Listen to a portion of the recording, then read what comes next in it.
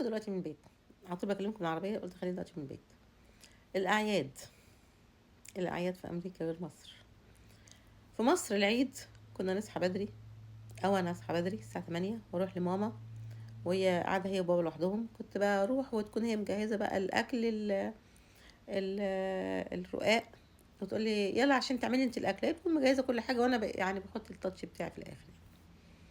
والبوفتيك ومش عارف ايه والبط، وكل واحد بطة، كل عيلة بطة ومش عارف ايه. وكان جو، والشقة صغيرة، الشقة 3 اوض صغيرين. وكان اخويا ده يجي مراته وعياله، وده مراته وعياله، وانا وعيالي، وكانت بتبقى الدنيا هيصة. يعني عدد كتير وشقة صغيرة.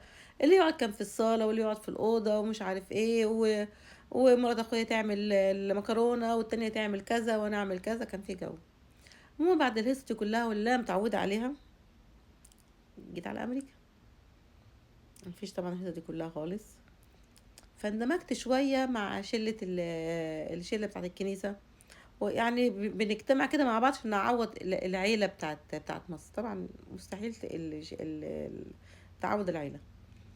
فجيت جيت مرة في سنة من السنين، قلت أنا زهقت، أنا عاوزة أقضي العيد زي ما كنت بقضيه زمان في مصر.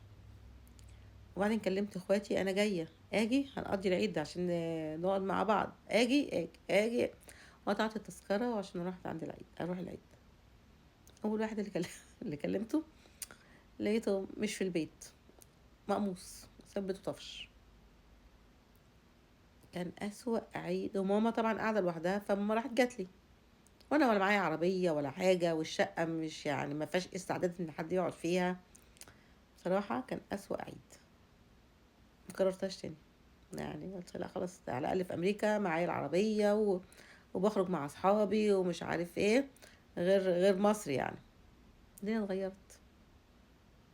قولوا لي انتوا، اتغيرت معاكم برضو ولا اتغيرت معانا بس؟